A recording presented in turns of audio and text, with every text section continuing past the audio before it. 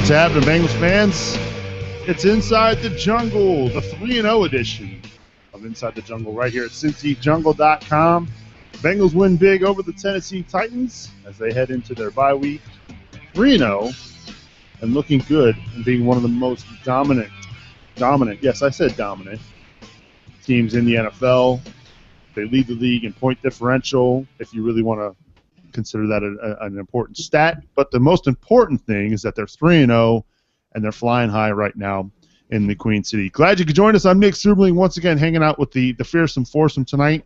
I'll start with the main man, the birthday boy, Anthony Cosenza over on the left coast. AC, what's up, man? Just giving myself a nice birthday present coming on the show with you guys tonight.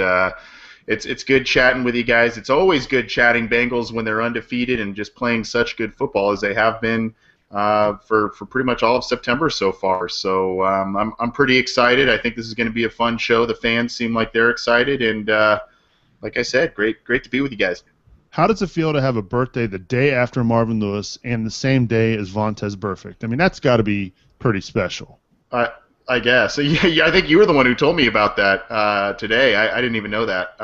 So I'll have to send Vontaze a little message to my birthday twin there. But pretty cool. I mean, sandwiched in there with a couple of big names associated with the Bengals. So I guess that's pretty cool. That is pretty cool. I shared a birthday with Brandon Gee, who's no longer a Bengal. So what are you going to do? Still cool. Cool. Still cool. Mickey, do you share a birthday with any Bengals? Man, I have no idea. My birthday's July 2nd, but I do want to wish, our brother out on the left coast a happy birthday. I hope he's going to enjoy it after the show. But I share the sentiments. It's pretty fun to do the show when the Bengals are so hot. I mean, look, every year that you and I have done the show, Mickey, the Bengals have been in the postseason, and they continue to get better each year. You can't deny that. No, for those of you, fun. Yeah, exactly. For those of you watching live, you'll notice that Scott Bantel is with us, but not with us. He's currently off doing daddy things. So we'll just leave it at that, and hopefully we'll catch back up with Scott when he's available. But in the meantime, if you want to get in touch, 404-946-3397 is the number to call. You can also get in touch with us via Skype inside the jungle. Let's start things off with our best and worst of Sunday, Mickey. Obviously, you were there. Give us your best and worst. I was there. I got to hang out with the guy doing the daddy work right now, Scott, a little before the game. It was awesome. My best has to be the Dalton touchdown. While I may agree with most people that that's probably a dangerous play that doesn't need to happen, man, at the time, and the angle we had, it looked sweeter than it even was, if that's possible. It looked like when he caught that ball, he kind of pushed the defender off. And so that made it even a little tougher in our eyes, and the place went nuts. That was pretty awesome. But that was another one. I mean, that and when they missed that first field goal, like the tone was set. So I'm going to say that's my best. The worst, I'm going to have to say some questionable cornerback play at times. I thought from. I feel like we got lucky, and it may be something that didn't translate well, to watching it on TV. But let's just say that our defense as a whole made me feel excited. But there were times where maybe reads were missed or guys were wide open that it could have burned us. But I mean that happens every game. You can pick apart a team like that. So, I hope against someone like Tom Brady they tighten that up.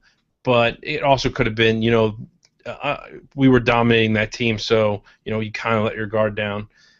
So that's got to be the worst. I mean, it was a pretty great day to be at the game.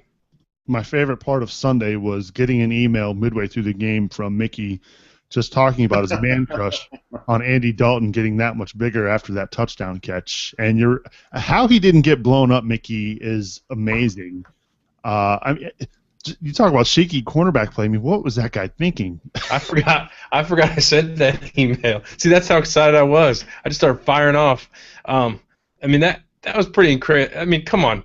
Even I was going to write a post about it, but it was a little bit, salty at the time. But I went back after the playoff loss and started reading some of the comments on Cincy Jungle about Andy Dalton and how we should sign Vic, or when Campbell was brought in, how he's the future of the Bengals. And I remember there was talk like that on the show, and no one's going to accuse me of being one of those guys that wasn't on that bandwagon. I think the way that I really feel like the best possible scenarios happened so far. I'm not going to say Andy Dalton has necessarily, upped his game to another level. I say he's playing better, but I feel like he finally has an offensive coordinator that's put him in the right position to do what he can do the best, and it's working. We improved pieces of the line that needed to improve, and man, we're missing receiving threats that we would love to have in Marvin Jones and Eifert, and he's still getting it done. He had that one pick, which it was not the best throw, but you can't tip a pass up in the air in the NFL and expect it to land on the ground. So I mean, that stinks that streak's over, but you got to admit, Andy Dalton is getting it done for the Bengals. He is getting it done. I agree with you, Mickey. Anthony, what about you? What did you take away Sunday, your best and worst? I guess I got a few on each. I thought the offensive line play was again outstanding. Andy Dalton did not get sacked, and it was Hugh Jackson brand of offense as the game wore on. They just kept pounding the football with the two running backs. Both guys contributed and had touchdowns, Giovanni Bernard and Jeremy Hill. That was good to see. I keep calling it the play, the quote-unquote the play, the Andy Dalton touchdown catch. How many times in the past would that play have gone completely against the Bengals? The ball is bouncing their way. That's usually a sign of a good team, that when they get good fortunes like that. So I like seeing that. Overall, I think the best thing that I saw from the Bengals this week was the team camaraderie and the heart. Obviously, Andy Dalton's play and his will to catch that ball and dive to the end zone showed the heart. And I think that kind of exemplifies the team spirit a little bit. There was another play I pointed out on one of my articles on the website. A.J. Green caught a nice little streak catch down the sideline, almost broke it for a touchdown. And as you saw the reverse angle when he caught it, you saw Ray Maualuga streaking down the sideline in celebration, following him. And it's a small little thing, but that I think it shows how much this team likes each other, how much they care for each other, and how much they want to win football games. And that really stuck out to me, just that one little, gosh, it was probably 5 seconds seeing Ray Maualuga do that. And that was a welcome sight to me. Some of the bad spots, there was some sloppy tackling on defense. I think Mickey touched on the fact that maybe they got into coasting mode a little bit and got a little comfortable with their lead.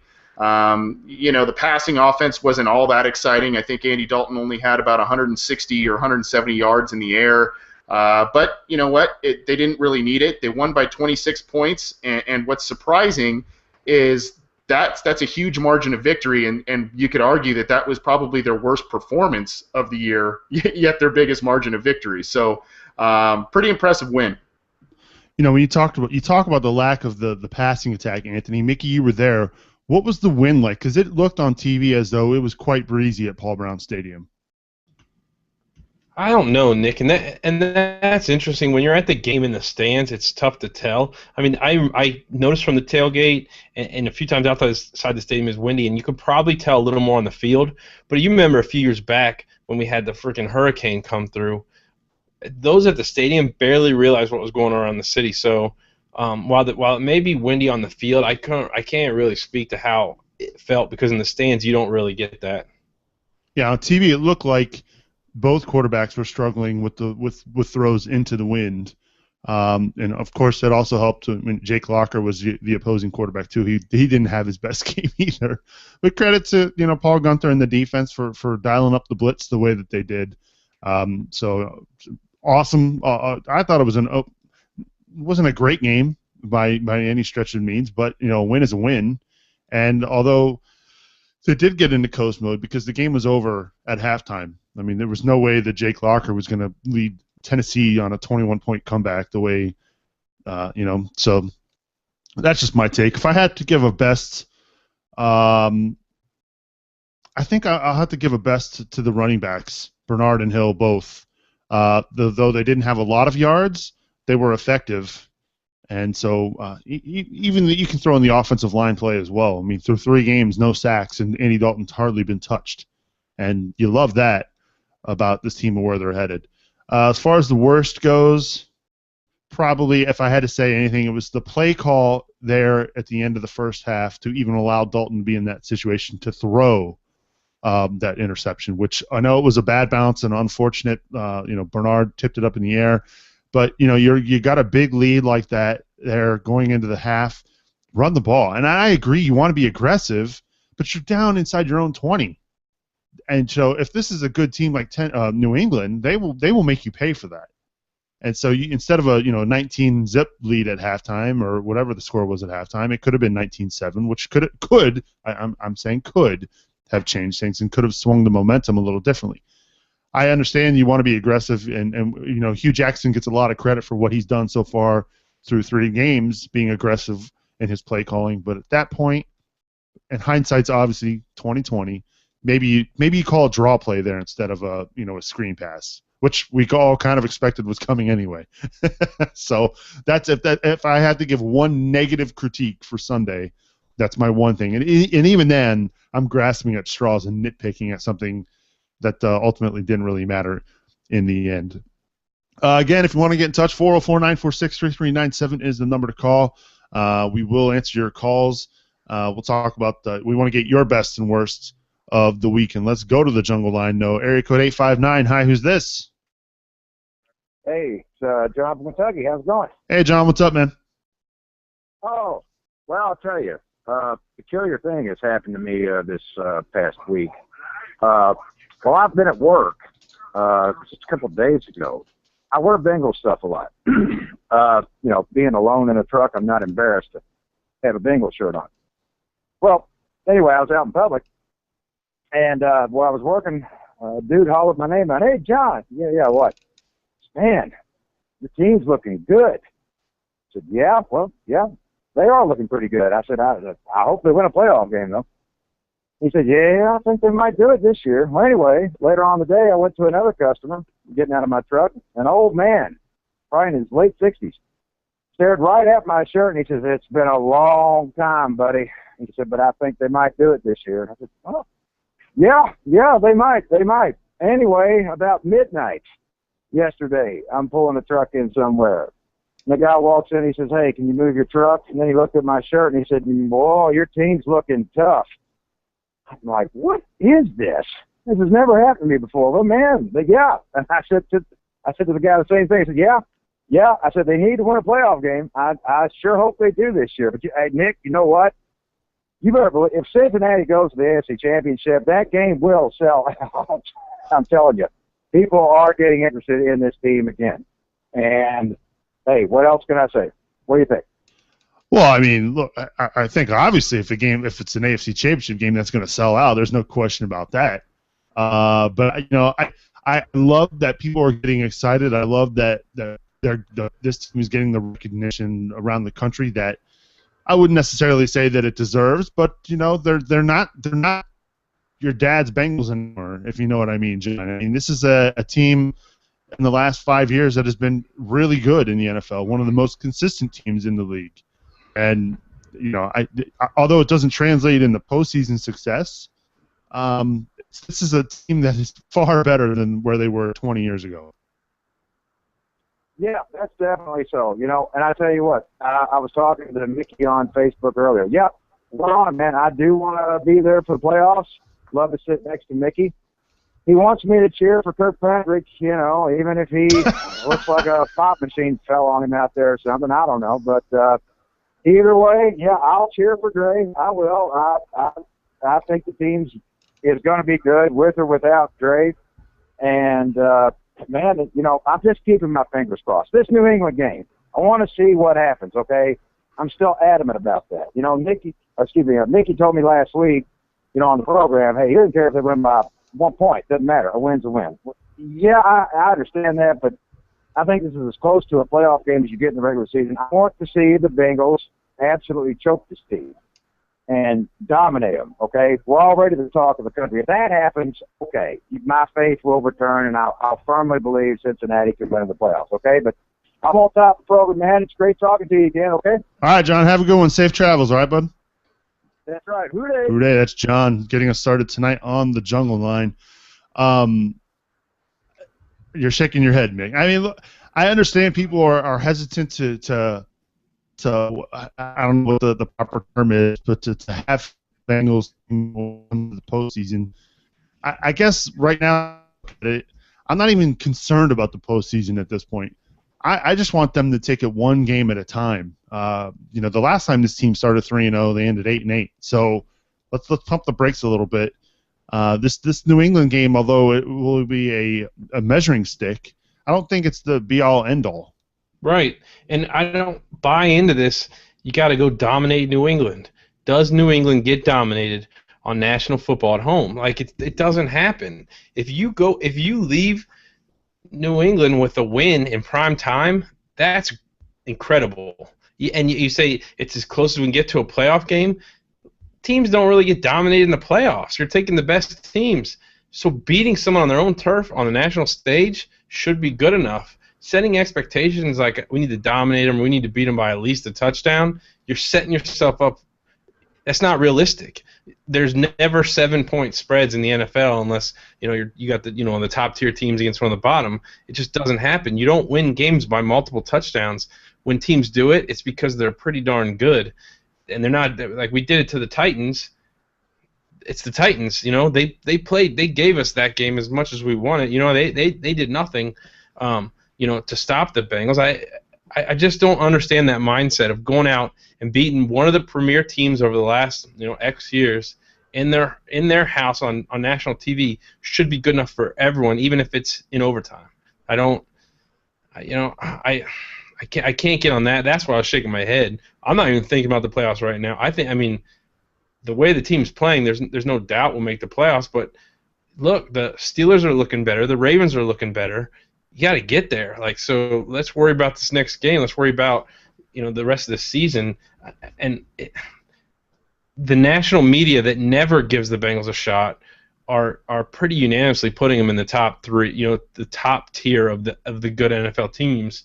It just kind of baffles me when some fans aren't there, right? Oh, but they haven't won a playoff game. Well, they haven't played one yet this year, so why don't we worry about that when we get there? The last time the Bengals started 3-0 AFC. Ended up playing coincidentally New England in Week 4 of that season back in 2006 and got pretty bad that game at Auburn Stadium. I recently saw a statistic that said that a team that starts 3-0 historically makes the postseason, I believe, 75% of the time. And well, guess what? In 2006, that didn't happen. They missed out on the playoffs. So, when you look at this 3-0 start, Anthony, this team. You look at next 4, they've got New England, Carolina, Baltimore, and Indianapolis, which is 4 really good football teams. So let's pump the brakes. They may have started 3-0, but they could very easily go 3-4 the next 4 weeks. Yeah, they this first stretch, however you want to look at it, this first stretch of 3 games before the bye was kind of one of the easier stretches in their schedule. They have a tough stretch, as you said, coming up, and then they have another tough stretch really in December where they play Pittsburgh twice, Cleveland, and Denver, which is really going to show. I think that stretch of games and those games will show us more about who this team is. That in December, you play those teams late in the year. Obviously, injuries are going to happen throughout the course of the year. You play 3 divisional games in a month. I think that's going to show a lot. I understand John's sentiment. This is a team that's long overdue for playoff success, and you want to see that statement game. You want to see them really prove these people that are lifting them up on this pedestal. You want to see the Bengals prove them right, and I understand that. But you know what? You got to just go in there and get a win, even if it's ugly, even if it's by a point. It's just a game that you got to win just by however means necessary. And I think it is a big game for their reputation, but there are bigger ones later in the year as well that I think probably are going to mean a bit more than even this one will early on. Yeah, one game at a time. That's really, and I'm positive that's what Marvin Lewis is preaching to his guys there in the locker room. They do get the bye this week. Next week they will be playing on Sunday Night Football against. And let's face it, they're playing against a team in New England that hasn't looked great to start off the year. I mean, their offensive line is not good. They traded one of their better offensive linemen in the offseason. So, one game at a time. You'll worry about the postseason when you get there. And we've seen teams get hot in the postseason that probably weren't supposed to be there. And then, again, it's October. Let's pump the brakes a little bit. It's good to be excited about this team at 3-0. Let's wait and see what happens next week. Mickey, did you want to add something? Yeah, I mean, you mentioned New England's line. I read somewhere that Tom Brady was hit 15 times by the Raiders. I think that bodes well for a defense like the Bengals. This line is probably chomping at the bit to get at their offensive line. And we saw in the Super Bowl with the Giants, if you pressure Brady, that offense crumbles. So I think they match up well. So I don't know. I still like the Bengals' chances in this game. I would think they'd be more favored in this game than some of the other ones, like AC was saying. There are some tough games down the stretch. Yeah, I just have a quick question for you guys. And I'll throw it over to you. I mean, are you guys worried about Geno Atkins? We're talking 3 games in, recovering from an injury, no sacks, minimal tackles, minimal pressures. He got off to a slow start after signing the contract last year, but and I think we kind of anticipated a little bit of a slow start from him because he's kind of getting his legs back under him, didn't play in the preseason. But from what I've seen, I think that his play is kind of the reason why the Bengals aren't getting as much pressure up front without blitzing. And I'm a little worried about that. I just kind of wanted to get your guys' thoughts on that through the first 3. Absolutely. The first couple games, I follow guys that have had similar knee injuries coming back, and they say every play you get a little more of that confidence, a little more of that strength back, and you play a little better. But it seems like that he's not progressing as we would. Not to say that he's necessarily playing bad or there's a hole in the middle of the line when he's there, but he's not as dominant as he looked before. I'm still hoping that it shows up, and maybe it's the type of thing where he needs to have that breakthrough game, and then the confidence is there, or he needs to take a bad step on that knee to know, all right, it's holding up. But he seems like a different guy, a good player, not the dominant player he was. Well, it's not just Geno. I think to be fair, has gotten off to a pretty good start, but outside of as far as the line goes, we haven't seen a whole lot. We haven't seen a whole lot of from our quarterbacks get back perspective. I mean, Gilberry in the first game against the Ravens, but we hadn't heard his name being called very much the last 2 weeks. So I am concerned about Atkins, but the bigger concern I guess I have is, can they stop the run? And though Atkins is a fantastic pass rusher, don't get me wrong, but I'd much rather him be stout up the middle so that the opposing team's run game can't get going, and it's it also affects the people behind Atkins. He clogs up that interior of the line, and so that allows guys like Maualuga, Vinny Ray, and Burfict to get to those ball carriers. And we saw it over the weekend. The Titans rushed for 150 yards last week, and that you don't want that at all. Fortunately for the Bengals, though, once they got into the red zone, they stalled out, and they missed a couple field goals as well. So I am concerned, but I also think that might be scheme related as well. I think when you see what Gunther's doing, bringing the blitz like he is, and confusing these quarterbacks, I think it's great. It's more exciting to watch too, from my perspective. I love seeing the all-out blitz coming after the quarterback and making him throw off his back foot, making him throw rush passes out to the flat, and letting guys like Newman and Adam Jones make plays on the ball. I mean, they're not getting beat over the top, which they had the fluke play in Baltimore, but I think it all kind of goes hand in hand. Would I love to see Geno Atkins get 10 sacks, Anthony? Yeah, absolutely, it'd be nice, but it's going to take a little time too. I mean, it's 300 pounds on a knee. That's probably I've never torn an ACL. So I can't imagine that being something easy to play with. You're probably always wondering or worrying about somebody falling into that knee, especially in the middle of the line like that. That's got to play on you mentally as well. I agree, and I think Mickey hit it on the head with the confidence issue, as did you, Nick. I mean, I think there's always that as much as Gino probably does not want to admit it, there's probably that lingering thought in the back of his mind, oh, if someone kind of rolls around by his knee or something like that. Obviously not the same type of level. My wife was a college athlete, played soccer, and she tore a ligament in one of her knees, and she was never the same player after that. Now, granted, that was about 10 years ago or so there's major advancements, but it happens to the best of athletes, I guess. It tends to linger, and I think it's more just getting his confidence level up, probably getting his legs under him, and I think we'll see closer to the old Gino as the season goes on. But early on, it's been a little concerning. Let's also not forget too, people know who he is now. So guys are going to play better against him. They're going to know going into the game that this Atkins guy is for real. And he's probably seeing double teams. He's probably getting more attention than he probably did when he first started out. So there's a lot that goes into it. Again, I'd love to see 10 sacks again, from Gino, but I'd much rather see teams not rush for 100 yards against us, and I hope that's where we start to see the improvement as well. Let's go back to the jungle line. Area code 513. Hi, who's this? Greg, hey, how y'all doing? Hey, Greg, thanks for holding, man. What's on your mind tonight? Well, buddy, 3-0, you can't complain and stuff, can you? Absolutely not, man.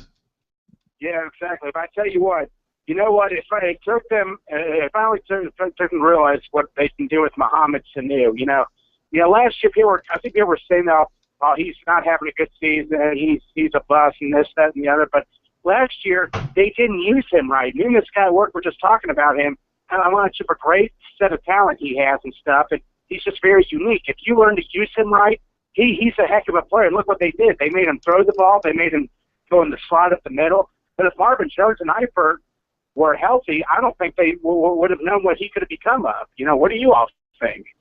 That is an excellent point, Greg. And I thought about this too as well. The injuries to Eifert and the injury to Jones has allowed Sanu to have more of a prominent role in this offense. A year ago, Andrew Hawkins was, the flavor of the month, and so everybody was really, he would be playing that fourth receiver role.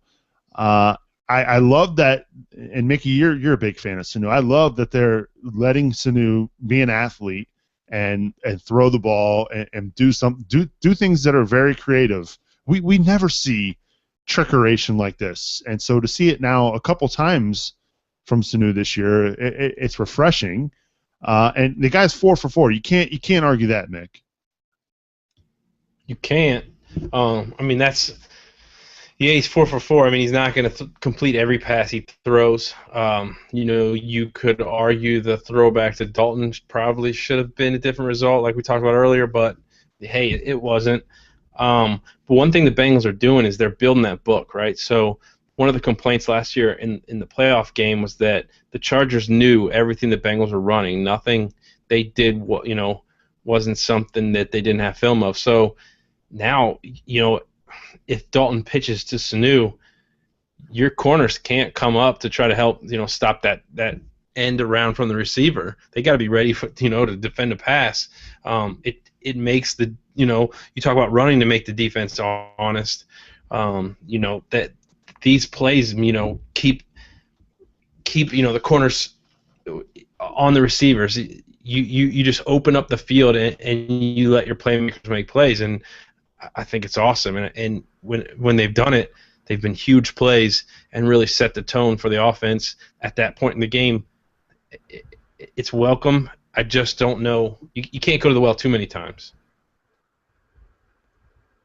Yeah, and I think Hugh's done a good job as well of keeping opposing defenses a little bit on their heels. What's coming next? Though a lot of the run plays are a bit predictable. Sometimes the screen pass plays are a bit predictable as it was on that interception play last week. But I think there's now a seed planted in opposing defensive coordinators saying, wow, okay, Sanu's got the ball in his hands in the backfield. Is he going to run it? Is he going to throw it? And the corners and the secondary are kind of on their heels a little bit, and it creates a good situation for the Bengals offense. So in that regard, I think Hugh Jackson's done a good job. And Sanu, I wouldn't say he's struggled to find a role in the offense. There are times when he kind of has some clutch catches, and then there are others when he maybe disappears a little bit. But I don't know. I think that Hugh has done a good job as well, specifically with Sanu, to have him kind of almost be that college type player that does a lot of different things, and I think that's been pretty creative on his part. Yeah, Greg, I agree with you completely though about last year. I don't think, it didn't help that Marvin Jones was having a pretty good year a year ago with 10 touchdown catches, and it seemed like he and Dalton were on the same page quite a bit. But it's good to see Sanu and Dalton working together. You consider guys like Eifert and Jones still yet to really play a prominent role in this offense. I mean, this offense has a chance to be legit, man. Appreciate the call, Greg. Yeah, appreciate it too, bud. Hooday. Hooday. If you want to get in touch, 404-946-3397 is the number to call. The Jungle line is open. And also, if you're outside the country, Inside the Jungle is the Skype account. It's the bye week. The bye week kind of sucks. Bye weeks are boring. I don't even like watching the NFL when the bye occurs because I just get frustrated that the Bengals aren't on. So the bye week, though, couldn't have come at an absolute better time for this team, Mickey, when you consider all the injuries they've got. Marvin Jones sounds like he's going to be able to play against New England in a couple weeks. When you consider Vontaze Burfict's head issue, I know that Tyler Eifert probably is not going to be available to play by New England, but that extra week doesn't hurt either. But what are your thoughts on the bye? You got to be bored, right? Yeah, the bye week stinks for sure when you want to watch your team, but I don't know that I would agree. I mean, it did come at a good time right now, but I still think it's early, and I still think that we, would appreciate a bye week later in the season. It's just that's a lot of games in a row to end your season. Hopefully we get another bye, the first week of the playoffs. But I don't know. It sets us up well for this New England game for sure. They're going to have a short week, and we have an extra week to prepare and rest. So in that regards, I agree. Yeah, I agree too. It's a good time in the sense of some important players that are injured and probably are going to come back from injury. Burfict, Marvin Jones gives Tyler Eifert another little extra time to heal, though he won't be back for New England. But just some of these guys, and even Kevin Zeitler, he might end up being a maybe for New England. I doubt he plays for that New England game, but it gives him a little extra time to heal.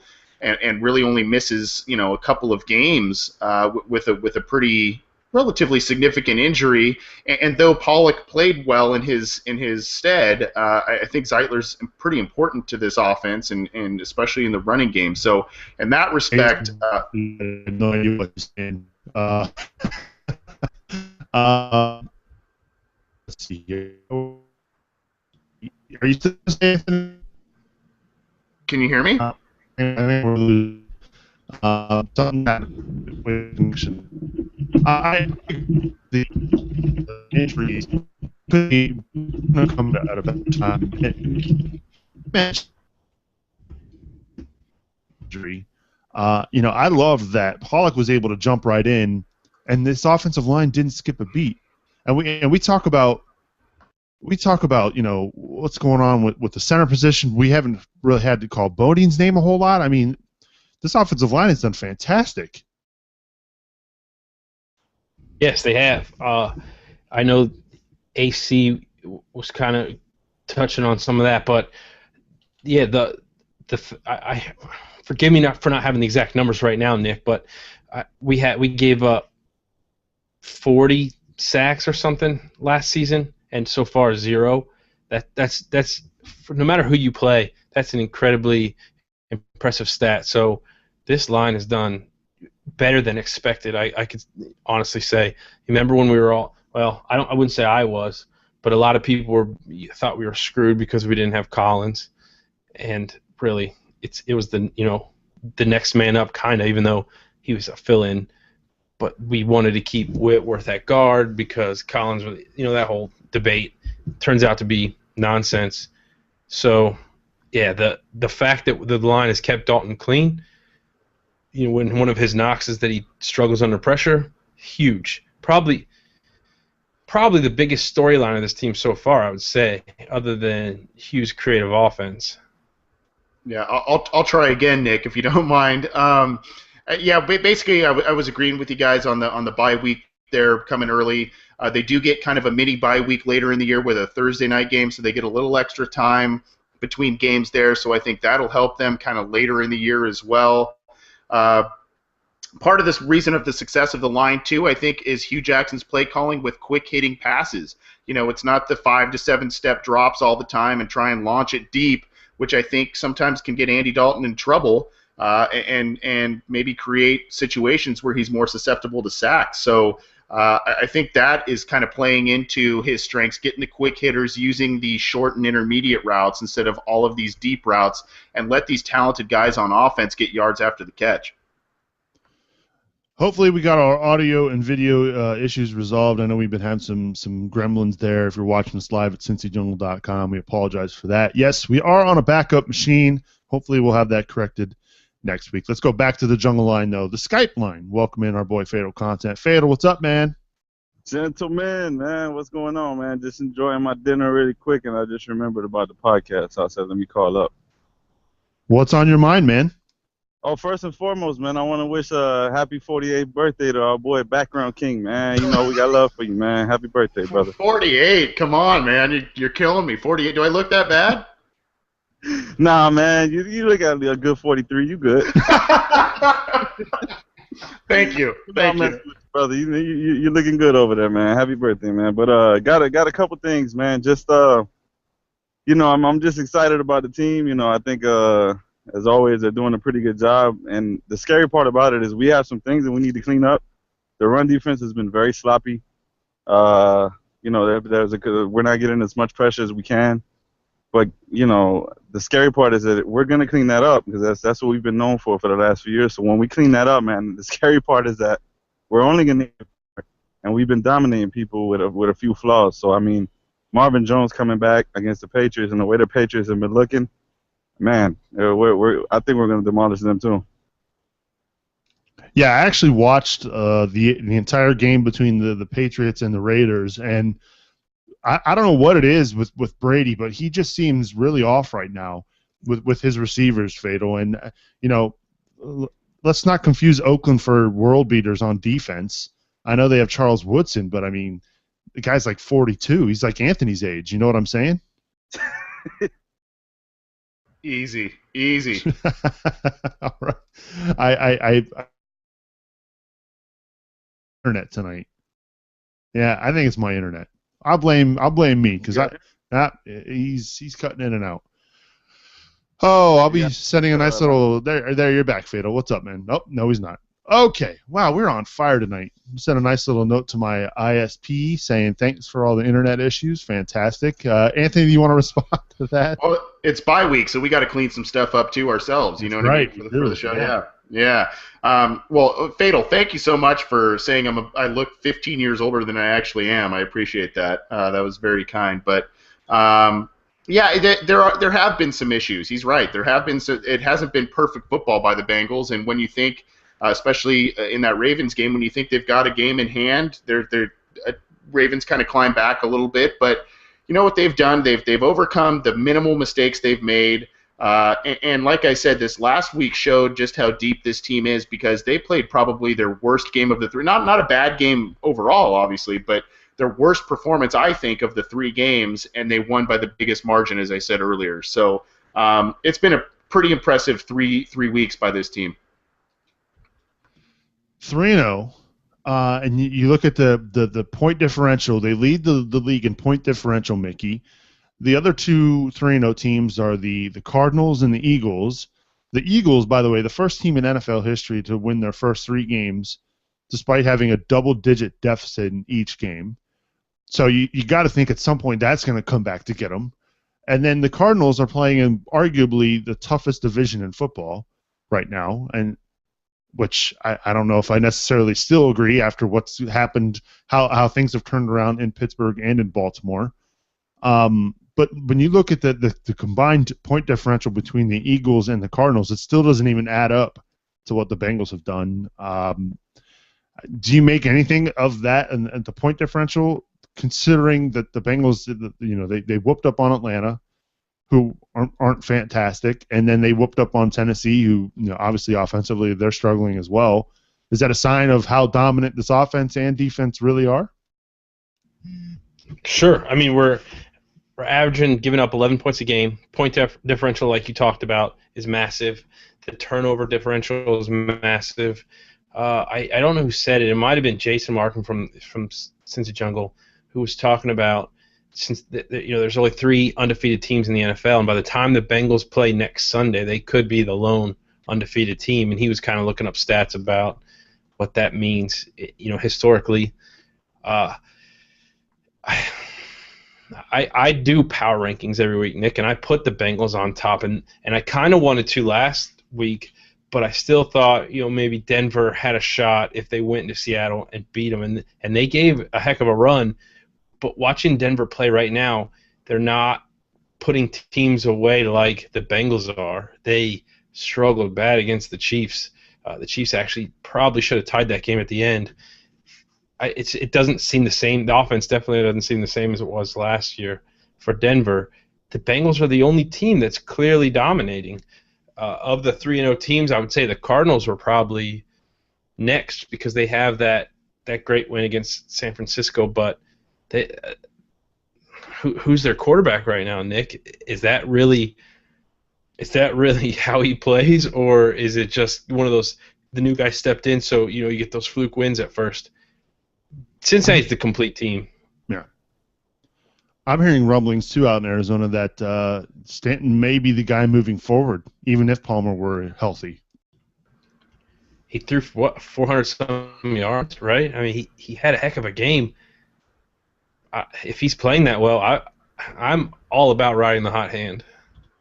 Yeah, and it makes sense because I think Stanton was a guy that Arians liked. What was it when he was in Indianapolis or something? Wasn't Stanton a backup there or something? I think he has some connection to Arians, so wouldn't be surprised if some move was made there. And actually, it sounds like Carson Palmer has kind of a nerve issue or something in his shoulder, which is a little concerning, I would think, for Cardinals fans. But yeah, it's 2 games.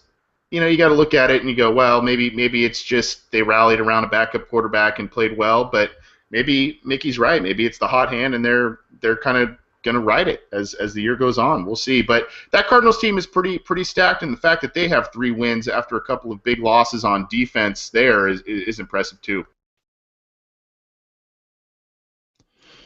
Yeah, I don't know what's going on. I'm having all kinds of internet issues tonight. Anthony's breaking up on me, and it's probably me. Must be me because I'm having issues on another box as well. So I blame my internet.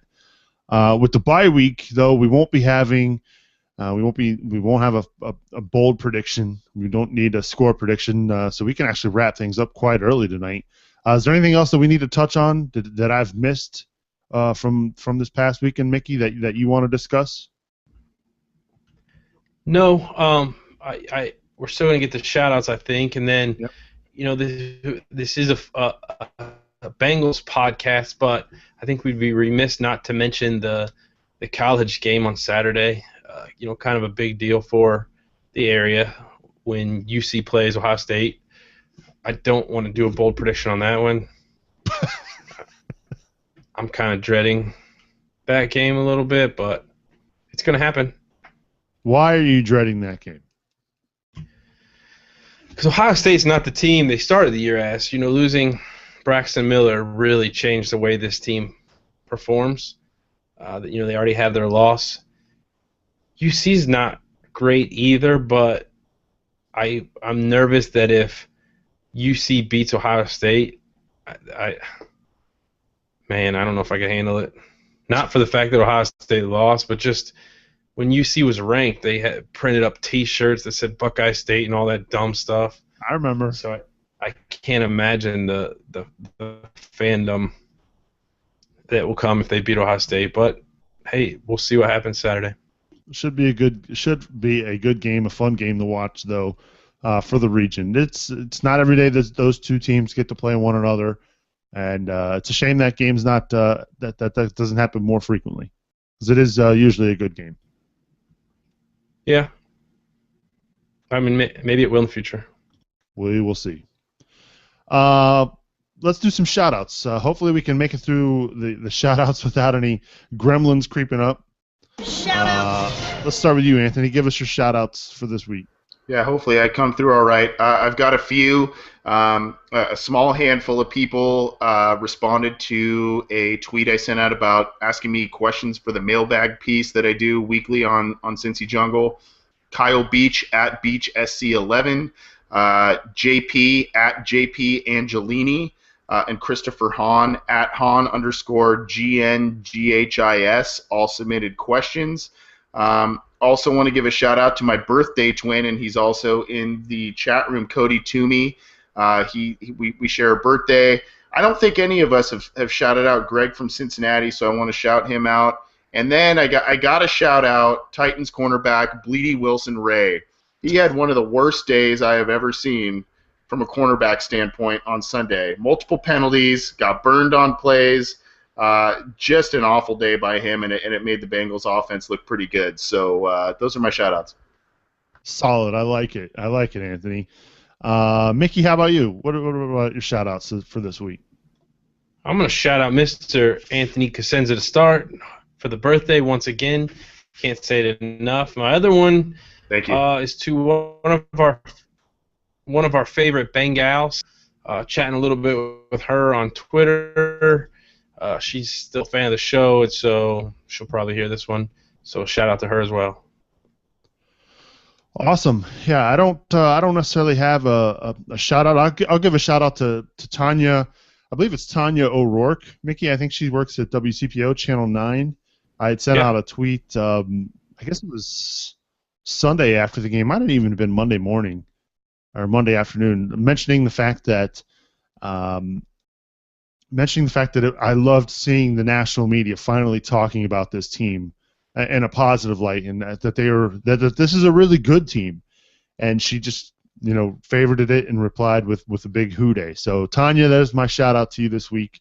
I know she's a big Bengals fan there in Cincinnati. If you wanted to have if you want to shout out here on Inside the Jungle, make sure you hit us up on Twitter. You can follow me. I'm at Nick Suberling. Where can they follow you, Anthony? At CJ Anthony CUI.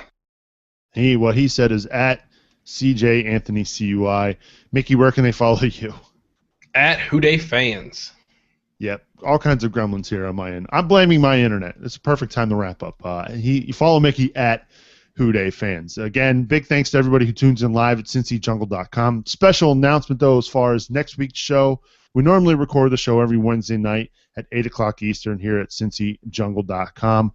Instead, we're moving that to Monday night next week because Tuesday is National Podcast Day, and I'm a proud member of the team putting that day together over at nationalpodcastday.com. So check that out for more information on National Podcast Day. We're going to record the show Monday night at 8 o'clock Eastern so that you can download it on Tuesday for the actual podcast day. So make sure you join us Monday night right here at cincyjungle.com. If you have a few minutes, some iTunes reviews would be fantastic. Just do a keyword search Inside the Jungle. And as always, you can help. If you're a fan of Inside the Jungle, you can help us out on our Patreon campaign over at spnt.tv/Patreon. For whatever reason, we're having some issues with our internet, so I do apologize for everybody watching live at cincyjungle.com. Make sure you subscribe to the podcast. The audio podcast will sound okay, but for whatever reason, we were having issues with the video tonight. I will take full blame for that, so I do apologize for that. Hopefully, you all enjoy the bye week. We'll catch up with you Monday night right here at cincyjungle.com. Special thanks to our associate producers, Andy Lanham, Larry Rolson, Mike Vardy, and Chris Setters. Inside the Jungle is an SPNT production. For more information about our other podcasts, log on to spnt.tv and keep up with all your Bengals news, injuries, and fantasy updates over at cincyjungle.com. Enjoy your bye weekend, everybody. We'll see you Monday night. For Anthony and Mickey, I'm Sue. Hooday! Hooday! Happy birthday to me! Houday. Happy birthday, AC. I was just playing around. Who knows if that even came through? No, it did. I don't know what the hell the problem is tonight, so I apologize. It's definitely me though. Are you still on the older? Yep. Okay. Yeah, I just got the dial-up. I don't think it's the computer. I think it's the internet. It sounded still like even when we were cutting out on your end, Nick, it sounded like the people in the chat room could hear us. Yeah, I mean that tells me it's my internet. And you don't think it'll affect the recording? Well, mine will sound fine. The problem is, like, you guys were garbled on my end, so it'll affect it a little bit. Okay. Yeah. Well, Nothing sorry, we can man. do. You know what? Hey, man, normally we got it pretty good when it comes to this, so I'm not going to complain a whole lot. Although, according to my ISP, my download speed right now is 35, which is pretty high. So I don't know what the issue is. Yeah, I don't know, man. Yeah. Could be Google too. I don't know. And So you just cut out right there on my end, at least. Yeah, me too. And you're not back yet. So you gone? All right. perfect Let's time blame then. Scott. Yeah, we'll blame Scott. Monday night, we'll see y'all right here at CincyJungle.com. Yes. Go enjoy your birthday, Anthony. Thank you. I appreciate it, guys. Good hanging. Hoo day, everybody. Enjoy your bye week. Later. Have fun, AC. Thanks, buddy.